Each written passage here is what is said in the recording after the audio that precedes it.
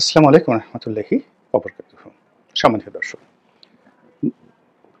Doctor Mohammad ইউনূসের পদত্যাগ নিয়ে যে একটা বিরূপ পরিবেশ এবং পরিস্থিতি তৈরি হয়েছিল, ঘটনার ২৪ ঘন্টা যেতে না যেতেই পুরো পরিস্থিতি এখন রিভার্স হয়ে গিয়েছে। যেটিকে আমরা নাটক বলেছিলাম, পুতুল নাচ বলেছিলাম, ঠিক সেটি এখন একটা রীতিমতো থ্রিলার এবং একটি অ্যাকশন মুভিতে পরিণত হয়ে গেছে। এবং সেটা কিভাবে একটু ব্যাখ্যা করলে বুঝতে পারবেন। এই যে ডক্টর মোহাম্মদ ইউনূস বললেন যে তিনি পদত্যাগ করতে পারেন, এই কথা বলার পরে রাতারাতি কিছু পরিবেশ পরিস্থিতি আমরা লক্ষ্য করলাম। অনেকের মুখোশ খুলে গেল। অনেক ব্যক্তি সামাজিক মাধ্যমে এসে আনন্দ প্রকাশ করলেন, উচ্ছ্বাস প্রকাশ করলেন। অনেকে নানা রকম কটূক্তি করলেন। এয়ারপোর্ট বন্ধ, ওখানে যাওয়া যাবে না, আটকাতে হবে, এটা নানা রকম কথাবার্তা। আবার অনেকে ডক্টর মোহাম্মদ ইউনূসের পক্ষ অবলম্বন করে তিনি বলার চেষ্টা করলেন অনেকে যে তাকে আমরা আরও অনেক দিন চাই, ৫ বছর চাই, ৬ বছর চাই। রাজনীতিবিদদেরকে দেখেছি, এক গ্রুপ খেয়েছে, আর এক গ্রুপ খাওয়ার জন্য উৎপেতে বসে আছে। তারা ইতিমধ্যেই খাচ্ছে, এটিকে আরও বেশি করে খাওয়ার জন্য উৎপেতে বসে আছে। এবং এরকম ঘটনা যখন ঘটছে, ঠিক সেই সময়টাতে ১৩,০০০ না ১৪,০০০ কোটি টাকা শেয়ার মার্কেট থেকে উধাও হয়ে গেছে। এবং এটা নিঃসন্দেহে এনসিপির ছেলেরা এই কাজটি করেনি। শেয়ার মার্কেট থেকে এ যাবৎকালে এর আগে নাকি ৮০,০০০ কোটি টাকা গেছে, আবার গেল ১৩,০০০ না ১৫,০০০ কোটি টাকা। অলমোস্ট এই গত ৯ মাসে ১,০০,০০০ কোটি টাকা যে শেয়ার মার্কেট থেকে উধাও হয়ে গেল। এই ১,০০,০০০ কোটি টাকা মানে আওয়ামী লীগ ১৫ বছরে যদি ১.৫ লক্ষ কোটি টাকা বা ১,২০,০০০ কোটি টাকা শেয়ার মার্কেট থেকে লুট করে থাকে বা লুট হয়ে থাকে আওয়ামী লীগের জমানাতে, আওয়ামী লীগের কুশীলবদের দ্বারা, ঠিক ৯ মাসে দেখা গেল যে প্রায় ১,০০,০০০ কোটি টাকা সেই আলাদিনের সেই মানে ৪০ মানে যে চোর আছে, আলাদিন এবং ৪০ চোর, সেই ৪০ চোরের সেই চুরির ঘটনাকে রীতিমতো হার মানিয়েছে। যেভাবে একজন উপদেষ্টার এপিএস ৩৫০ কোটি টাকা অল্প কয়েকদিনে লুটপাট করেছে, তো সেই অল্প কয়েকদিন লুটপাট করতে গিয়ে সবাই চিন্তা করেছে যে যদি শেখ হাসিনার সেই পিয়নের মতো ১৫ বছর সময় পেত, তো প্রায় ৯,০০০ কোটি টাকা সে লুটপাট করত। একইভাবে গত ৯ মাসে শেয়ার মার্কেট থেকে যদি ১,০০,০০০ কোটি টাকা চলে যায়, তাহলে ১৫ বছর কতদিন চলে যাবে? এখন এই যে টাকাগুলো চলে গেছে, এই টাকাগুলো ডক্টর মোহাম্মদ ইউনূস, তার যারা লোকজন রয়েছেন, কিংবা তার যে রাজনৈতিক দল এনসিপি, তারা এই শেয়ার মার্কেট লুটপাটের সাথে জড়িত নয়। এবং এই শেয়ার মার্কেট লুটপাটের সঙ্গে আওয়ামী লীগের লোকজন জড়িত নয়, এখন নেই, তারা কেউ নেই। জামাত তো শেয়ার মার্কেট এই সমস্ত কাজেই যায় না, তাহলে কারা এই কাজটি করলো? এবং এগুলো নিয়ে পত্রপত্রিকায় কিন্তু সিরিজ অব রিপোর্ট আসছে। এই গেল এক। ২ নম্বর হলো যে সেনাপ্রধান জনাব ওয়াকারুজ্জামান, তাকে নিয়ে যারা খুব বড় স্বপ্ন দেখেছিলেন, আওয়ামী লীগের লোক, জামাতের লোক নয়, বিএনপির লোক, অনেকে কিন্তু তাকে নিয়ে খুব বড় স্বপ্ন দেখেছিলেন। তাদের স্বপ্ন রীতিমতো ভেঙে চুরে চুরমার হয়ে গেছে। এর কারণ হলো এই ঘটনার পর জনাব ওয়াকারুজ্জামানের পক্ষ থেকে যে কথা এসেছে সেটা হলো যে তিনি প্রথম দিন থেকেই সরকারকে সহযোগিতা করে আসছেন এবং সরকারের প্রতি তার এই সহযোগিতা অব্যাহত থাকবে। একেবারে স্পষ্ট ভাষায় তিনি সংক্ষেপে এই কথা বলে দিয়েছেন। এবং তিনি কার্যত সরকারের প্রতি যাকে বলা হয় আনুগত্য দেখিয়েছেন। এবং এই আনুগত্য জানাতেন আনুগত্য নয়, এই কারণ হলো তিনি এই যে দরবার আয়োজন করেছেন, এই দরবার আয়োজন করা, তার বক্তব্য দেওয়া ইত্যাদি নিয়ে সরকারের যারা সমর্থক, তারা জনাব ওয়াকারুজ্জামানের সমালোচনা করে তার ১৪ গোষ্ঠী উদ্ধার করেছেন। তিনি রাষ্ট্রদ্রোহ করেছেন, তিনি সরকারের বিরুদ্ধে করেছেন, তিনি সীমা অতিক্রম করেছেন, তিনি এই কাজ করতে পারেন না। তিনি গত ১৫ বছর কোথায় ছিলেন? তিনি তো কখনো ভারতীয় আধিপত্যবাদের বিরুদ্ধে কথা বলেননি। তিনি ভারতকে যে করিডোর দেওয়া হয়েছে, তিনি বা তার যারা সহকর্মী রয়েছেন ব্রিগেডিয়াররা, তখন তারা কোথায় ছিলেন? কেন বলেননি? এখন আমেরিকার কথায় বা জাতিসংঘের কথায় যে মানবিক করিডোর দেওয়া হচ্ছে, এটা দেশের প্রয়োজনে, রোহিঙ্গাদের প্রয়োজনে, কৌশলগত কারণে দেওয়া দরকার। এবং এখানে সিকিউরিটি লেভেল, অর্থাৎ এখানে আমাদের জাতীয় নিরাপত্তার যে লেভেলটা রয়েছে, এটা জনাব খলিলুর রহমান, ডক্টর মোহাম্মদ ইউনূস এবং সরকারের যারা কর্তা ব্যক্তি, তারা আন্তর্জাতিক স্ট্যান্ডার্ড নিয়ে, অভিজ্ঞতা নিয়ে যেভাবে বোঝেন, বাংলাদেশ সেনাবাহিনীতে এরকম কেউ নেই এই জিনিসটা বোঝার মতো, এইরকম একটা ন্যারেটিভ সরকারের পক্ষে যারা সমর্থক তারা কিন্তু তুলে ধরেছেন। এবং জানাতেন লোক নয়, বাংলাদেশের যে সকল খুব নাম করা অধ্যাপক রয়েছেন, সিকিউরিটি বিশেষজ্ঞ রয়েছেন, তারা বক্তব্য দিয়ে বলেছেন যে এখন সেনাপ্রধান থেকে শুরু করে অন্যান্য যারা রয়েছেন তারা সিকিউরিটি পয়েন্ট অফ ভিউতে জনাব খলিলুর রহমানের যে এক্সপার্টিস রয়েছে সেক্ষেত্রে তার সমকক্ষ তো দূরের কথা, তার ছাত্র হওয়ার মতো যোগ্যতা তাদের নেই। অর্থাৎ এতে করে জনাব ওয়াকারুজ্জামানকে রীতিমতো চ্যালেঞ্জ জানানো হলো, রীতিমতো অপমান করা হলো, লাঞ্ছনা দেওয়া হলো এবং তাকে বলা হলো যে তোমার সাহায্য এবং সহযোগিতা যেটা নিয়ে তুমি গর্ব করো এবং তুমি মনে করো যে তুমি সাহায্য এবং সহযোগিতা উইথড্র করে নিয়ে গেলে এই সরকারের কোনো অস্তিত্ব থাকবে না, সেটাকে আমরা থোড়াই কেয়ার করি। এইভাবে দেশের ভেতরে এবং দেশের বাইরে একটা যাকে বলে বাক যুদ্ধ ক্যান্টনমেন্টের বিরুদ্ধে, ওয়াকারুজ্জামান সাহেবের বিরুদ্ধে গড়ে তোলা হলেও এবং তার প্রেক্ষিতে জনাব ওয়াকার এবং তার যারা লোকজন রয়েছেন কোনো প্রতিক্রিয়া না দেখিয়ে সিম্পলি বললেন যে তারা সরকারকে সমর্থন করেন, অতীতে যেভাবে করেছেন এখনো করেন এবং আগামীতে করবেন। গেল এই পার্ট। দ্বিতীয় যে বিষয়টি সেটি হলো যে সরকার সমর্থক পত্র পত্রিকাগুলো রয়েছে, বুদ্ধিজীবী রয়েছে এবং তাদেরকে আমরা সবাই জানি যে কোন কোন পত্রিকাগুলো কোন কোন ব্যক্তিগুলো যারা সমাজের একটা লেভেলে তারা অবস্থান করছেন এবং এখানে পরস্পর বিরোধী লোকজন তারা সবাই একসঙ্গে একই সুরে ডক্টর মোহাম্মদ ইউনূসকে সমর্থন জানালেন। যেমন ধরুন প্রথম আলোর মতিউর রহমান কিংবা ডেইলি স্টারের মাহফুজ আনাম, তার সঙ্গে আমার দেশের সম্পাদক মাহমুদুর রহমান, অর্থাৎ প্রথম আলোর মাহফুজ মতিউর রহমান আর মাহফুজ আনাম হলো ডেইলি স্টার, এই দুইটি পত্রিকা আর আমার দেশ এদের সম্পর্ক বিপরীত মেরু, দা কুমড়ার। আর ব্যক্তি হিসেবে মাহফুজ আনাম মতিউর রহমানের সঙ্গে মাহমুদুর রহমানের সম্পর্ক অহিনকুল। আবার যদি ধরেন আপনি পিনাকি ভট্টাচার্য সরকারের এই মুহূর্তে ডক্টর মোহাম্মদ ইউনূসের সবচেয়ে বড় বান্ধব, তো তার সঙ্গে প্রথম আলোর ডেইলি স্টারের যে সম্পর্ক সেটাও এরকম দাকুমের সম্পর্ক।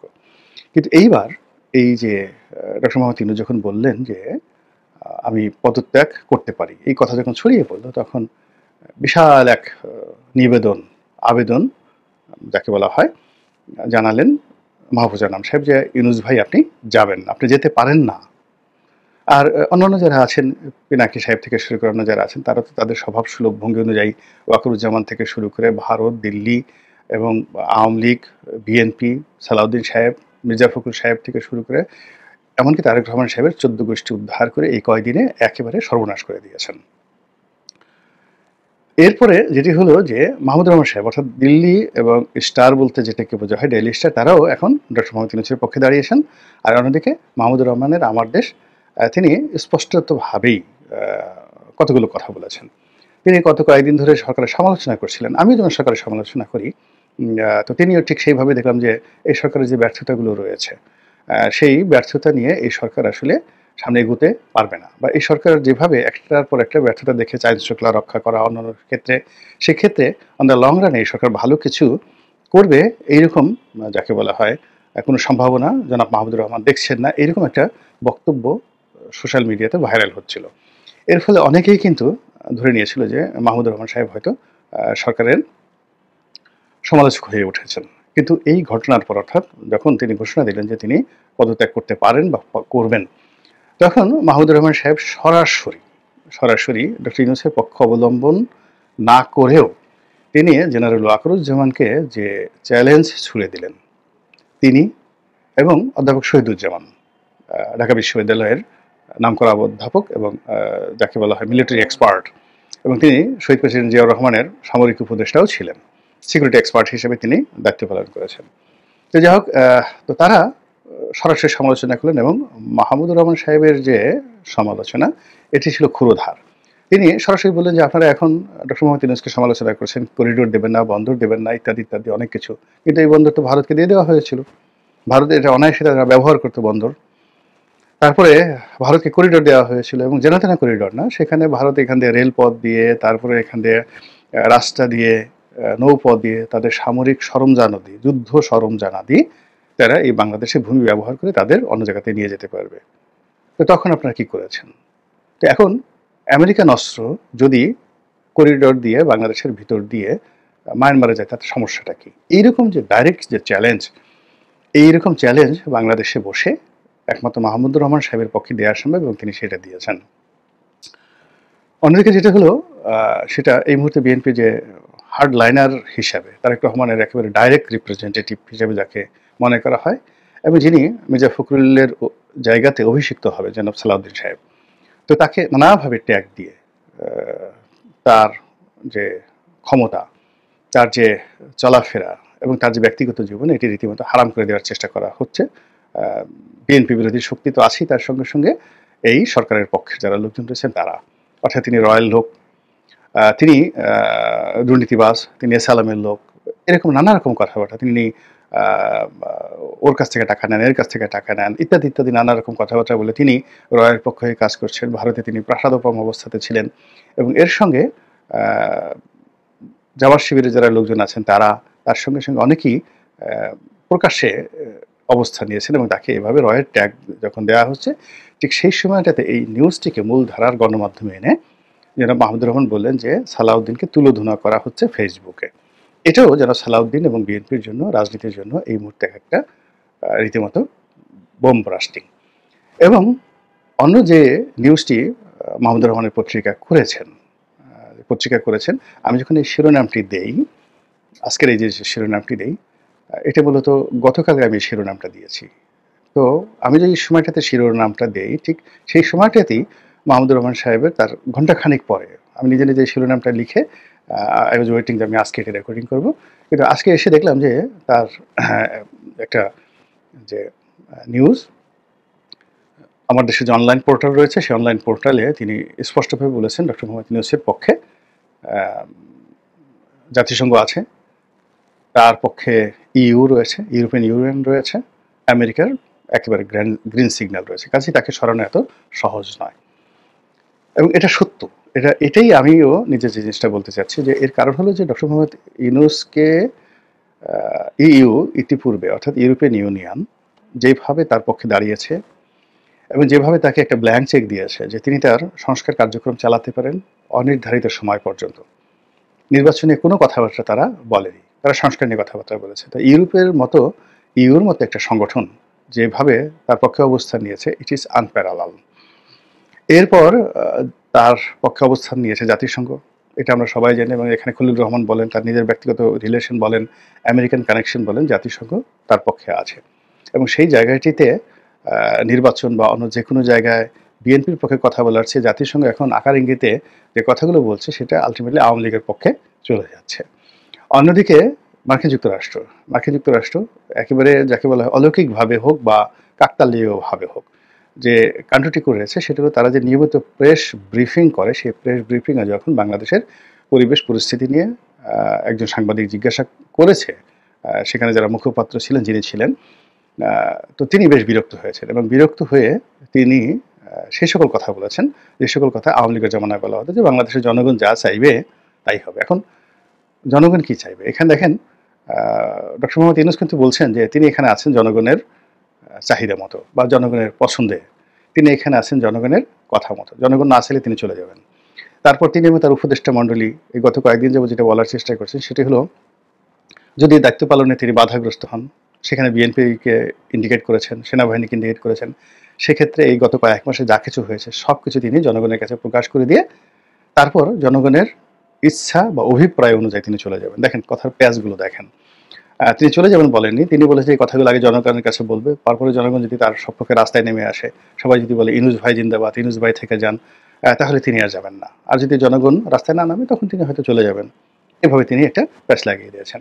তার অন্যতম রাইট হ্যান্ড, দক্ষিণ হস্ত, সেটা হলো অধ্যাপক আলী রিয়াজ সাহেব, তিনিও যে কথাটি বলেছেন। এবং আলী রিয়াজ এখন বলতে গেলে তার সকল কাজের কাজই, তার রাজনীতি, তার দল, তার সরকার পরিচালনা, তার সেই সংবিধান প্রণয়ন করা, তারপরে তার যে ঐক্যমত্য কমিশন, সব কিছু মূলত তিনি পরিচালনা করছেন। এবং এই যে বিএনপির সঙ্গে যে সর্বশেষ বৈঠক হলো সেখানে তিনি উপস্থিত ছিলেন।